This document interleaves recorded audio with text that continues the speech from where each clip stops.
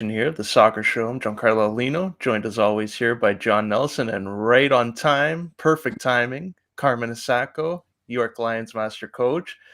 We got to start off here with the news there of the interim agreement. Before we start recording, John, you were telling me of the details of this.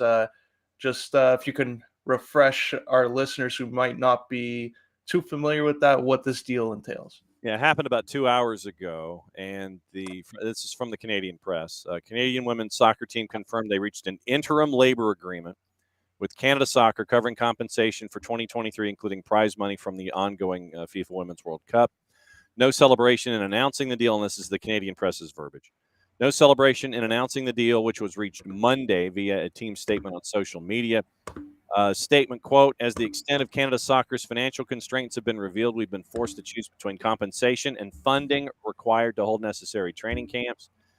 Let's see. We are deeply disappointed to find ourselves. We've been forced. Sorry, let me go back a paragraph.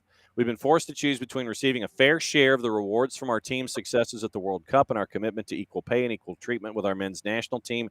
These are choices we should not have to make. We're deeply disappointed to find ourselves without a more complete agreement at this crucial stage in our calendar. The interim deal ensures, at minimum, equal pay with the men's team, the statement said. But there are many more important items that still have to be settled, according to the women's team. Quote, this isn't over. We and the men's national team remain committed to finding a long-term solution that provides for fair and equal treatment for our current national teams and investments in the future of Canadian soccer. But for now, our team just wants to focus on soccer. In a subsequent social media post, the women said they would make no further comment on the issue until the end of the tournament. All focus is on the team's performance at this time.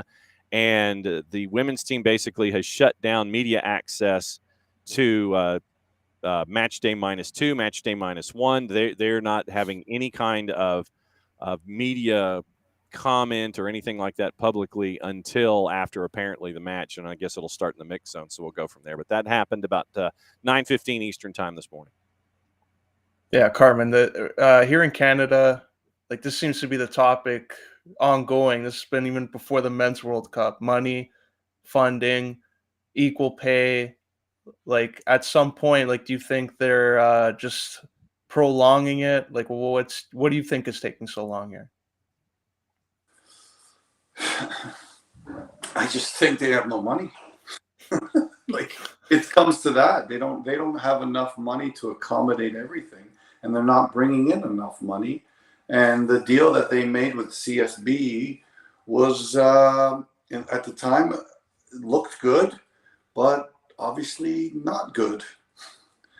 So and they're trying to strong arm deals that exist, which okay, and they're finding avenues to do it with the imaging and the marketing part of it as well.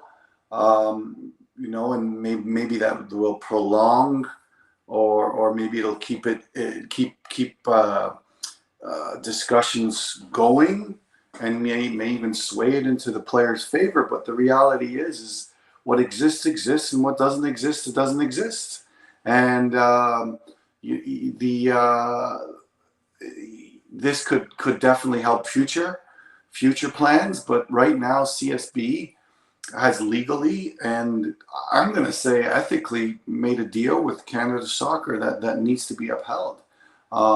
And everything that's happening now, hats off to both the men's and the women's soccer team for worrying about the future of the national programs, but there's not much that can be done, I don't think. And the reality is the reality. Either you get compensated better, and there's not going to be any games, or you're going to be playing against Faroe Islands and whatever else, San Marino, at Esther Shiner Stadium at Bathurst and Finch, because that's the reality. That's what we can afford. So yeah, it's kind of beating your head against a brick wall, beating your head against the limits of existence, and tired with it, for sure. But they need to move forward. Everyone needs to move forward with the reality of that exists. again, hats off to the men's and women's team for fighting, but I think only future movement is going to have an impact. Right now, it's dire straits.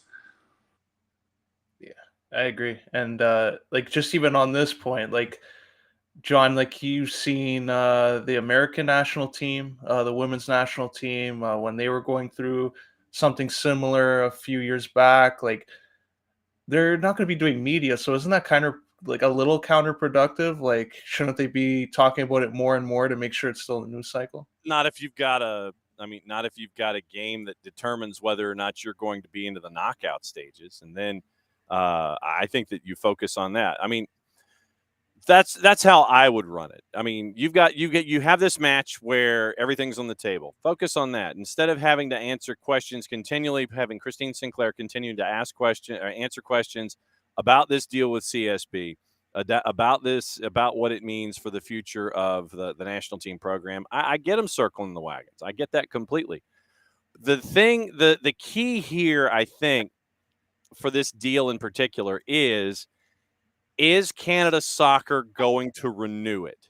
Because if it's a 10-year deal right now, and I don't know when the window is for renewing it for the cycle of 27 through 37, because you could, in theory, have this deal, if it gets renewed by whomever, where you have Jason DeVos sit there and say basically they're looking at bankruptcy, trying to figure out filing for bankruptcy, and then he followed it by saying they weren't going to do that. But Canada Soccer getting $5 million from the federal government, burning through 4 of that. You have this deal with CSB where if I'm interpreting it correctly, CSB, which owns the Canadian Premier League, they're the same owners. CSB basically goes to Canada Soccer and says this, and like I said, if I've got it wrong, Coach, let me know. CSB goes to the owners, goes to Canada Soccer, sits there and says, tell you what, we'll broker the deal to bring in all these sponsors. We'll pay you a flat fee of $3 to $4 million a year for the length of this deal. If we could bring in revenue over $3.5 or $3 to $4 million, we keep the balance. I mean, like I said, that's a fantastic business deal if you can get stuff like that. And I imagine with the sponsors that have been brought in, like GE and Visa and CIBC and a couple of others, that you would hope that it's more than that $4 million. But I would also like to think that if you are CSB, like I said, you're going to stick to your contract. You have no obligation to sit there and say, okay, tell you what, we're bringing in more money, then we'll help out Canada Soccer. It is your prerogative as CSB to sit there and say, here's the parameters of the deal. We're going to honor the deal. I mean, that's just literally, that's business. I get it.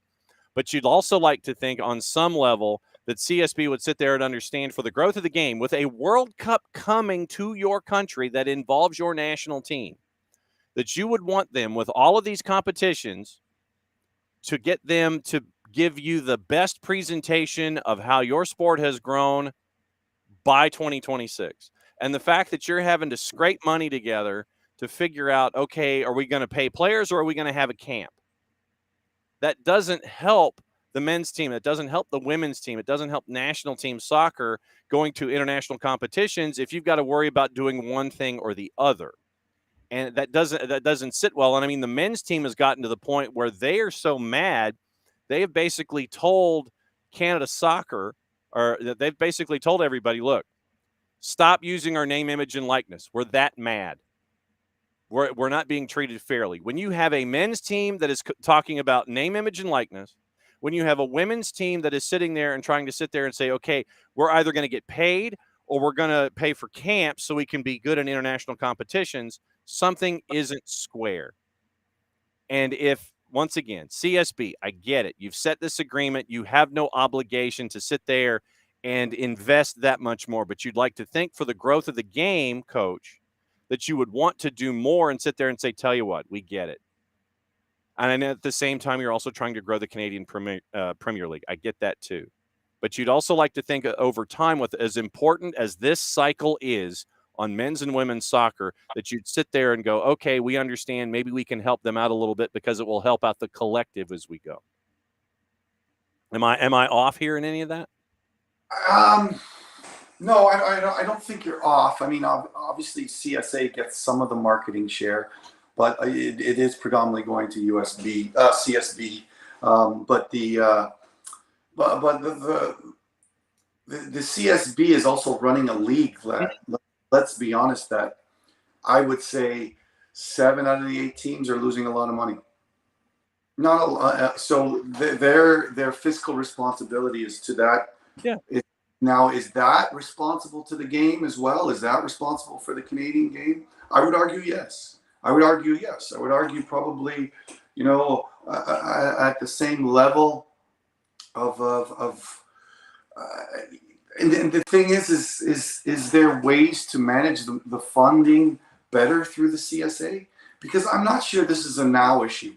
I think this was a before issue as well. I think there was mismanaging of funds and camps and situations that go way beyond the now. Mm-hmm.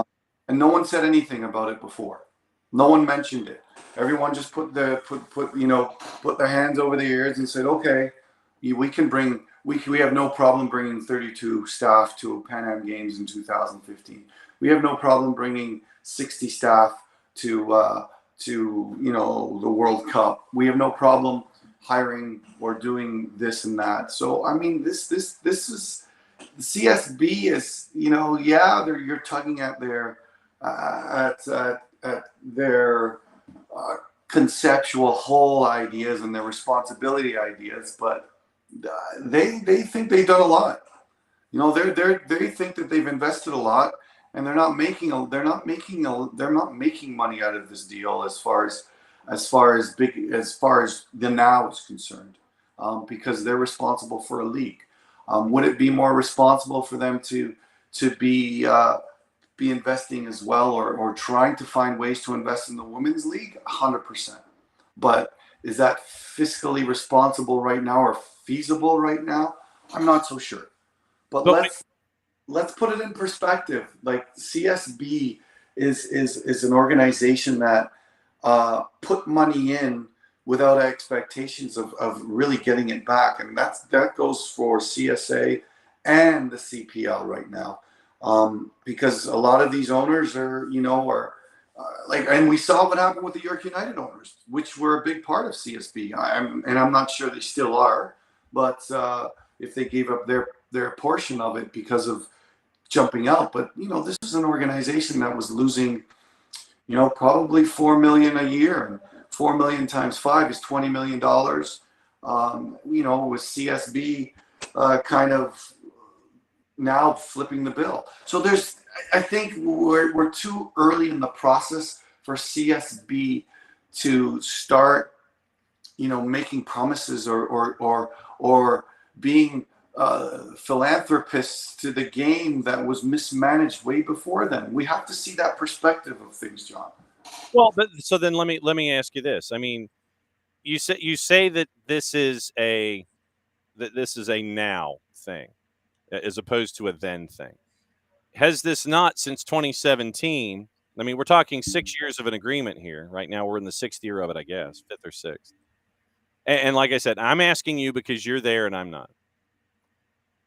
If this was a then problem, has it not been kicked? Has not the can been kicked down the road for 6 years, and we've hit this point of critical mass where you have national teams that want to do well? Should this not have been addressed in the then, as opposed to having it kick the can down the road and having it turn into this firestorm that's there now? But like I said, I mean, I understand CSB's perspective. I get it. We've set this deal. We own a league. We're your marketing arm for the national team. We're trying to fund a league in addition to everything else that we're doing. I get that. Should there not have been more prudence in developing the Canadian Premier League to where you're not having to reimburse yourself all of these funds? Or should you not, if you were CSB, split yourself in two, have your marketing arm devoted to both instead of putting it into one pile and sitting there and having it, having all these different entities, the CPL, Canadian women's team, Canadian men's team, all reliant on the same organization and the same pot of funds. Should you not have perhaps split it up and said, okay, who wants to invest in the CPL? Who wants to invest in the national team? Who wants to invest in both? So that way you're looking at 3 separate revenue streams instead of one revenue stream that is causing headaches for 3 separate entities. I don't think that that's not what they're doing, John.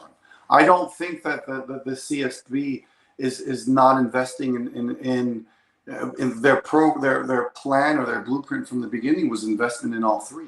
But that doesn't take away the fact that CSA or whomever was frivolously throwing away money. No question. What's that? Yeah, and now because they're showing a little bit of restraints because they have to, people are all up in arms. I mean, think about the deal and think about why they accepted the deal of what is it, $3-4 million per year, maybe a little more, and then plus a small share of the marketing budget. I mean, it was the only thing they had on the table at the time. They went to the table and said, hey, this is us. We'll do it for you. And that was the only folks that wanted to do it, right? Yeah. I mean, bankruptcy, it was, and you could say what you want to say about the Stephen Hart era and the eras of prior to that. But financially, everything that happened was within a realm of reality for the resources they had, and anything else they needed, they found a way to do it on their own. And he had some very good teams. That team that went and should have beaten the U.S. in the Gold Cup semifinals was a very good team, and obviously this was a very good team. But I'm just saying that the reality of what happened, and then the investment in the women's game was not minimal. Gentlemen, this was not minimal, and it was not at par at the men's game. It exceeded it, which is fine. That was the reality at the moment. The reality at the moment was we need to put more money. Oh no. He's in the middle. But yeah, do you think they should just file for bankruptcy? Like, do you think that would help, or would that be worse? Because I've seen like this argument online, and no. I will say no until the end of the show. You don't want to do that. Yeah. What does that say? I mean, even from outside of the financial perspective, and we'll pick up Coach hopefully because he was on a roll. Yeah. You don't want to do that. I mean, because what you do then is, what does that say to the world stage when you have one of the 3 nations that is set to host the next world competition, if one of them has laid itself out to sit there and be bankrupt? Coach, go for it. Let's see if we can hear you. Sorry. I mean, all these arguments, everything didn't happen by accident, John. There was a reason why the mismanagement of the money, and I think it's happened up to recently. And now they're saying, okay, this is the pot that we have, and I don't know, like, this is the pot that we have. The reality is either we pay you properly or we miss 2 camps. There's no questions asked, right? And I guess social media, if you call that perception, is the new reality. They're complaining about it, but they should have complained about it. When the funds were mismanaged in 2012, 13, 14, or excuse me, 15, 14, when stuff was going on. Now it's all reactionary, and they're taking the brunt of it, which is they made an investment in the game, in CSA, and don't forget we have youth teams. We have youth programs that we have to fund, and are you going to underfund or the youth programs for the national program more than you already are? So that's the reality that they're in. yes, they're going to underfund the youth programs, but the reality is hey, we've got, and they're feeling it. They're feeling it for sure because they're doing less camps, and the Olympic qualifying and the U20 qualifying is probably one camp leading right into qualifying, which is unacceptable. But that is the reality that was created long ago, with an unlimited amount of resources, with a limited amount of money, that happened in an era that was, that's what happened. There was a miss and there's names to be put to that, but the accountability of that is falling on CS. Really? So Karim, I'm going to ask you this. You mentioned that they knew about it in 12, 13, 14, 15, whatever, right? Did they know about it? The question is, did they know about it, or is it coming to light now? This didn't happen by accident, Joel. This came, this happened with, they understood that they needed to put money in now and go into this insane debt just to appease what the situation was, right? They go in and deep in their pockets to appease situations that existed. But how come nobody said anything in 2018, 19, or red flagged it? Yeah, exactly. They did red flag it, and their solution, when they looked at the books, they said, "Oh my God!" Right? Then the solution was, how do we have to fix it with CSB? Came in and knights in shining armor and put out a deal there that looked incredible at that time, which was obviously not as incredible as we all think, but this was inevitable. This was inevitable. The only thing that happened here was that the men made the World Cup. That was unforeseen as well. That extra amount of money coming in gave the perception that there was a lot of money to be used, which was not the truth. All right. And knows how much money the men's team kind of put on their tab, expecting it to all come back. But they were using money that did not exist. Now they're put into this situation. But this situation was not by accident. There was a snowball effect from years and years. Like, again, I mean, I'm gonna whoever came after Victor Montagliani. Victor, yes, the national team had steps to success under Victor, but they were stable. The group was stable. After that kind of start, and Victor was a main reason CSB was kind of created, and now he's the second in charge at FIFA. So the guy does know what he's doing. But after that, after the Victor Montagliani stage finished, there was all kinds of, I don't know, mismanagement, a fear of what they thought would be successful. But there was no blueprint. There was no blueprint. There was just spend. And then they found themselves in this situation. And now they find themselves in this situation, and the rest of the world is way ahead of what they are.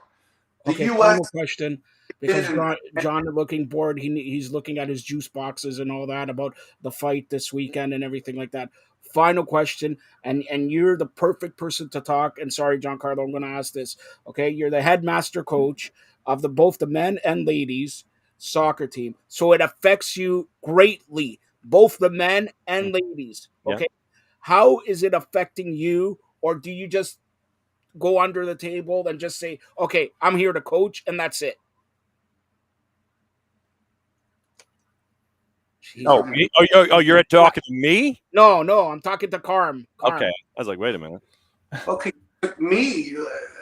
How does it affect me? Because you're the coach. You're coaching these ladies and men. In our job, you say, "Hey, what are my resources, and how, if I need to run a program at this level, I have to take care of responsibility for myself to get more." And I honestly believe that John Herdman and the work he's done as well, he's gone out there and been trying to get more, because he needs what he needs to have a standard of what professionalism is. So that's the reality, Joe, that they had resources. They used resources way beyond their means. Sometimes they didn't even go in with budgets, which like it's and you know, again, don't quote me on the numbers. Having 60 or 50 people at the World Cup, having 30 people working, or 20, whatever it was, at Pan Am Games, or having situations. It was, the reality was is that it was beyond their means. There was beyond their resources and their means. We spent and spent and spent. Now this is what they're saying. They're saying, hold on, this is what we have. This is what we don't have. If you want to do X and Y, we have to get rid of, A and B. There's no argument in that situation. And the players, yes, they should be fighting for what they think is right, for sure. But it's not fighting for what the now is going to be. It's fighting what the future is going to be. All right. All right, we got 10 minutes. Let's talk about something else, because you're fired up here, and it's lunchtime. You got to take me and Giancarlo out. But here it is tomorrow, John. I know, John. These two are Italian. I don't know if you know this. 3:30 tomorrow morning. Italy plays. Giancarlo, all right, first of all, are you waking up at 3:30 in the morning to watch your country play football? No, I'm not. Right. So he's not really PVR. Italian. He's a market lean person, but not really Italian. I'm going to ask Carmen. Carmen, are you waking up to watch your team play football? Yeah, because someone's got me doing an analysis for the World Cup, and if I'm not doing stuff properly, then I get yelled at. So what is it like to work for John Nelson? Man, he yells, he screams, he's the Hall of Famer. What is it like to work for John Nelson? He's a shrew. He's just nonstop. Nonstop. Just. I'm a taskmaster. And by the way, Joe, do you have a breaking news sounder? Giancarlo has that. Go ahead. Breaking news. Carmen, do you want to give breaking news sounder? Go ahead. There you go. Okay. Toronto FC announces the club has acquired 22-year-old South African forward Cassius Mailula from Mamelodi Sundowns of the First Division in South Africa through 2026, with an option for 27. Added to the roster as part of the U22 initiative, pending medicals, work visa, and the receipt of his ITC. So, all right, I want instant analysis from Carmen Osako. All right, what's the name again, John? Cassius Mailula. Okay, Mailula, give me your expert analysis, Carm. With a name like Cassius, he must be a fighter. 5'8", 145. Oh yeah, he's a fighter. 5'8", 45. 5'8", 145, 16 goals, 5 assists, 32 matches across all comps in South Africa in his first season with Sundowns. Helped the team secure their 6th consecutive premiership title. Product of the Sundowns Academy. South African international signed his first pro contract with the club in August of 22. Professional debut September of 22. International level. Made his debut in AFCON qualifiers when he came on as a sub in March of 23. 2 caps so far. So Cassius Mailula, Mamelodi Sundowns, a part of the U22 initiative through 26, an option for 27. Sounds good. Big signing. Big signing. That's all I'm going to say here. All right, let's get to because Carmen mentions that John gives him all this trouble about breaking the World Cup and all that. So Sweden, Italy tomorrow morning, 3:30. Who you got, Carmen? Then Giancarlo and John. Go ahead. I think the Swedes are too physically prepared. The Italians and I mean the Swedes are the original tacticians of the female game as well. So I think I'm unfortunately going to take the Swedes. Giancarlo's going to go opposite, guarantee you. Go ahead. Yeah, I go 2-1 penalties, Italy. Penalties, yeah. Oh my God! All right, John, go ahead. I'll go 1-0 Sweden at the -112, according to our juice boxes. All right, John, you'll start us off 6 a.m. tomorrow. Should be if this was the meal, would be the World Cup final, France and Brazil. This one's tight. Juice box is pretty much the purveyors are pretty much thrown an umbrella over this whole thing. The win on both sides within the margin of error, literally, it's 168 to 170 on either side. So they don't know. Draws a plus 90-minute draws a plus 215. I'll take the 90-minute draw, and I think that France wins it in penalties. All right, go ahead, Carm. What? Well, I think Brazil's overrated. To be honest, I think the French win this 1-1, 2-1, 2-3-1. Really? All right, Carm. It's my. Yeah, this is. I see another penalty deciding the game. Like the Italy game, I think it's going to be a last minute, right before stoppage time, 2-1, get the 3 points. So I think they're going to see something similar. This penalty is going to decide the win, and it's going to come in the second half. All right. By the way, Haiti, China, the penalty. Oh, I wanted to talk about that game. Hold on, before we talk about the last game tomorrow. That game, China and Haiti. Refereeing. What do you think of both, John? I'll start off with you, John. The refereeing in that match, really, Haiti's supposed to have 3 penalty kicks. Yeah, and I mean, especially there at the end, there were a couple of calls. The head coach for Haiti ended up getting a yellow because of his dissent from the touchline. Yeah, there was some stuff that you probably could have sat there and was like, yeah, there should have been some equalizer opportunities from the spot for the Haiti national team. But yeah, I mean, China was a minus 161 going in. I give them a lot of credit for playing 60 minutes a man down and coming out of there with a 1-0 win. But Haiti has proven that they belong on the world stage. It's great to see what we've seen so far, even if the results are not there the way that they probably should have been if you're looking at officiating. I agree. Carm, what do you say? I can't believe that. Like that foul in the box on the header where she went in behind her, if that's in the middle of the field, it's no question a foul.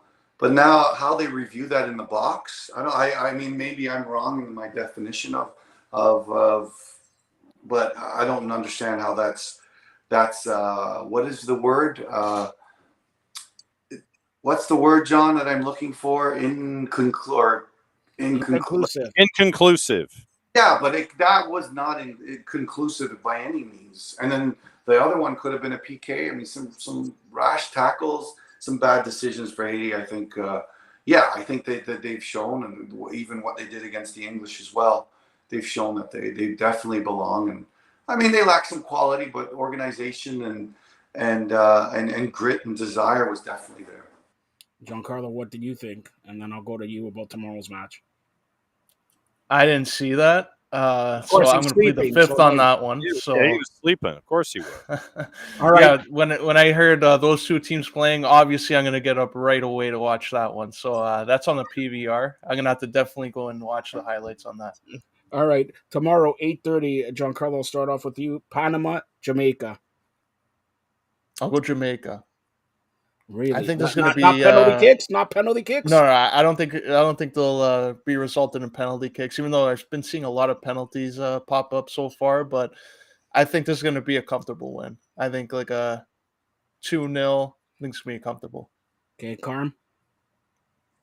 I mean, I think it's going to be a tie. Two teams that know each other well from CONCACAF, which is odd that they're in the same group. But I think a tie. But if anyone's probably going to have an opportunity to get a goal, I think the Jamaicans find a way. All right, John.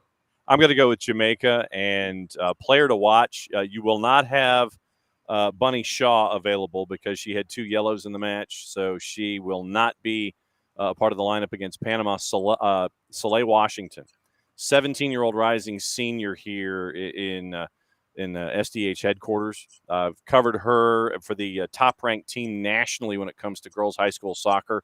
So keep an eye on Soleil Washington. She came off the bench last time, got quality minutes. We'll see how many quality minutes she gets with a win. I'm going to say a win against Panama 2-0. All right. Before we go, we got a couple minutes left. So let's talk about we're Canadian, except for John. Honorary Canadian. Monday's matchup, Canada, Australia, 6 a.m. Giancarlo, you'll start us off. What do you think? This is a very big match for Canada, put it that way.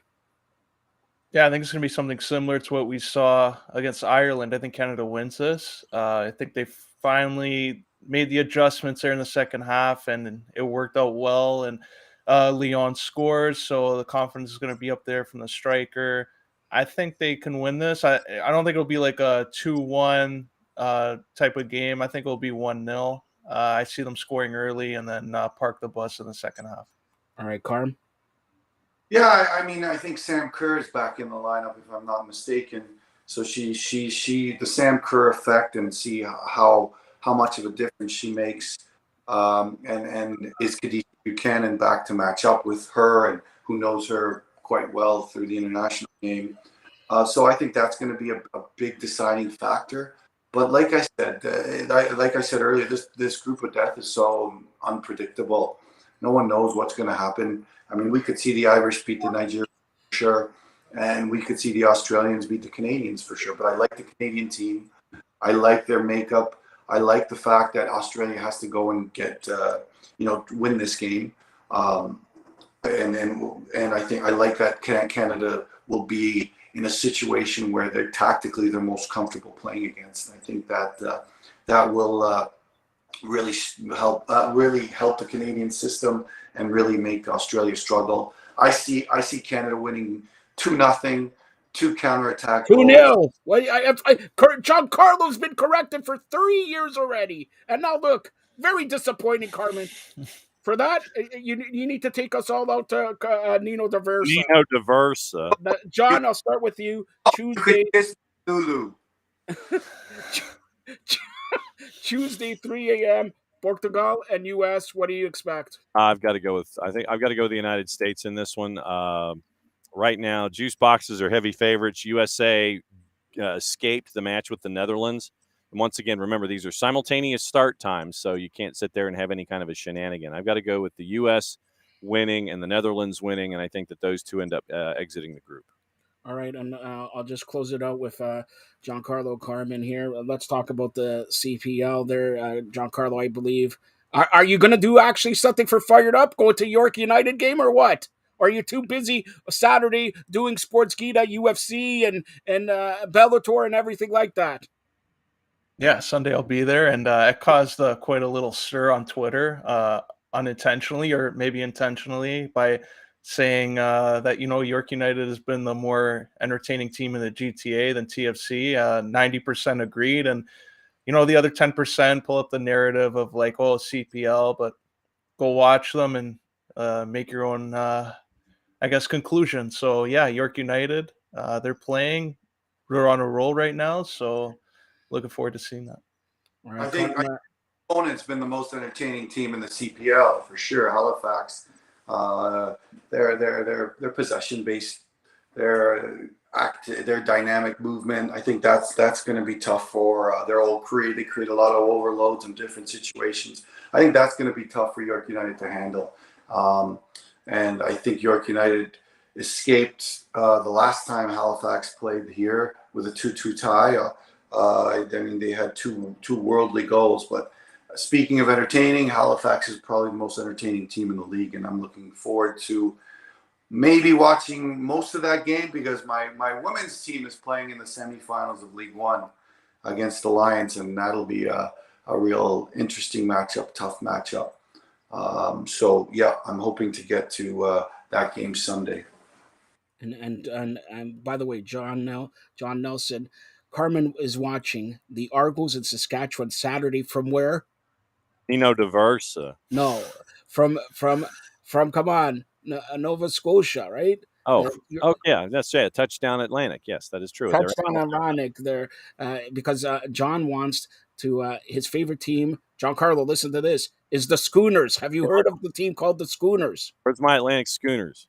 That's right, the Atlantic Schooners. About time. And Carm, you've been around Canada and all that. You think a CFL team could do well in the Atlantic? Who? The CFL team? Yeah. I'd rather see a soccer team. I remember, I'd rather see a soccer team. They got a great little stadium in Newfoundland as well for soccer, 4,000 seat stadium that when I was on the Olympic team, we played in there. It was just a great atmosphere. But yeah, we'll see. I'm sure the Atlantic Coast, the AUS and football, the universities have some great athletes that get into the CFL. And I think it's a very strong sport in the AUS. You know, the likes of St. Mary's and the likes of Della, all these very strong AUS schools that compete for a national title every year. So yeah, I think the CFL would do very well in the Atlantic coast there. Final question around the table. I'll start off with John here. Some guy number 10 in Inter Miami played Atlanta. Look at Giancarlo laughing. Only 4 goals he was going to get in MLS when he came. See, Giancarlo maybe just against Atlanta. He finally gets one thing right. He's still waiting for Phil Kessel to sign. And look, go ahead, John. What do you think? Are you surprised that Messi has scored so many goals in like a game? Well, I mean, when you lay it, what we talk about positional gravity a lot, and Atlanta United in that League's Cup match got caught between ideas. And when you give Messi space, you see what happens. That was the second goal. When you try to force him into decision making, that was the third goal. And then you have transition opportunities. And that was the first goal. So it was 2-0. Messi gets the first 2, and then you try to sit there and collapse on him, and then he finds Robert Taylor. Taylor puts it in the back of the net. That's 3, and then Taylor scores again in the second half for 4. I still think that their defense is awful, but I think that Atlanta United, I think what happened there was they gave too much respect, and they once again were like, okay, do we give him space? Then that happens. Okay, then we go the other way. We don't give him space. Then this happens. And so, like I said, you get caught between ideas. And unfortunately, Atlanta United was the first team that was up there outside, in Major League Soccer to go up against Lionel Messi and Inter Miami. So, hopefully the rest of the league, puts a body on him. You sit there, you check him off, and you make sure that he's reminded that it can be a little physical here. So maybe find one of your younger players to just sit there or an older guy that really just wants to get a yellow and doesn't want to be, playing the following week. Just go ahead and, check him and do whatever. But you can't give Messi space. You can't respect him. And I know this is all easier said than done because once again, you're dealing with Sergio Busquets and Lionel Messi, and you'll be dealing with Jordi Alba soon, and probably Facundo Farias. But that's the thing here. You've got to remind your players Messi's just another player when we know he's not. So, like I said, you've got to be physical with him. You've got to make sure that the supply lines are cut off to Busquets and to Messi, and you've got to work that back line for Inter Miami and Atlanta United at times. Also, when they were down 3, they were still too unselfish. If you've got a shot, take it. Don't sit there and pass it to your forward and try to sit there and give him another goal toward a golden boot or something like that. Don't pass it to your center forward. Just go ahead and shoot. The opportunity's there, shoot. So it was a lot of different things that Atlanta United can carry with them, and they've got Cruz Azul coming to town on Saturday night in a Texas death match because there's talk that the celestial guillotine will fall on Tuca Ferretti if Cruz Azul loses that match because they're bottom of the ladder in the Liga in the Apertura right now. They played the first 3 matches in Liga MX, bottom of the table. They've only scored once. They've given up 6. They scored once against Inter Miami in Fort Lauderdale, so we'll see what happens. Will the physical nature of this death match come to the fore Saturday night in Atlanta? All right, final question. I'll go around the table. I'll start off with Carm. $774 million. Is something right with Messi or with Kylian Mbappe or something wrong with him? Because I know Giancarlo, look at his face. So $774 million, right or wrong? We talked about this the other day about that pretty much being a small country's GNP. So for me, it's right because that money should be used for, different resources rather than one player. For me, the integrity of a whole situation, the way he's gone about his dealing with things, the way he's made it known that he wants to go to Real Madrid, For me, it's been all above ground, above table. I think it's been great, and I think it's it's all integrity that he declined it. All right, Giancarlo. Like me, John, and Carmen, around the Integrity, same man. vintage, same age, around there. What do you see? 700. We're not talking about like 70 million. We're talking about 700 million. I think euros too. So it's not like he's turning that down to be like 1 year in PSG. Like I would have taken that if I was him. 1 year. You're going to Real Madrid the next year. It's because you're 12 years old. That's why. It's all about comfortability and quality of life. Do you want to pack up your life 3 times in a 12-month period? Kylian Mbappe, he's in charge of his own existence right now. Sometimes he wants to go to Real. There's talk that the thing is already a verbal.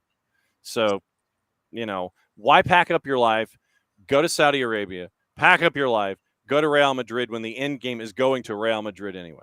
Why You'll be a billionaire, then you go to Real Madrid as a billionaire. Say you won't be a and then you can go and How do you know there's he's more not a billionaire opportunities now? He's already a billionaire. He's in his mid-20s, not even probably mid-20s. Just, I think more as a businessman himself, like entrepreneur. He's already can think about like post-career right now, and he's not I a think business. he left. He's not a businessman. He's a business man. I just think he left money. Like that's something you can't turn around. Like people like question Ronaldo for doing that when he is a billionaire, probably or close to it. I just think Mbappe. A lot of people would have accepted that. And even pundits are talking about that they would have accepted it. So I think he should have. If we all had that mentality, me and John would have left for ESPN a long time ago. But no. What? Network. What did you say? This is his. Everybody, I hope you enjoyed Carmen Asako his last time on the air here. All right. New year, new goals. How to get a hold of Carmen Asako. John, tell them how to get a hold of Carmen Asako. Not Carmen Asako on Twitter. All right. Or X or whatever they call the 280-character app, whatever they're called. Yeah, X. Giancarlo, go ahead. Tell everybody how to get a hold of you. Yeah, DX. Yeah, you can follow me on Twitter at John_411, Instagram, Giancarlo_Alino. Check out my articles on firedupnetwork.ca and sportskita.com and check out my interviews I did ahead of Bellator Rising 2. I interviewed Showdown Joe Ferraro, Kiyoshi Horiguchi, and we even talked to Lorenz Larkin. So check that out on Sportskita. And yeah, that's this weekend too, York United. So there'll be a lot of goals in Giancarlo, since you're plugging everything, why aren't you plugging John Freeman's book? Did you purchase John Freeman's book? I know Carmen, that cheapskate, hasn't, but have you purchased it? Yeah. Let John Nelson talk to you. Talk to me, John Nelson. Well, I mean, it's right there.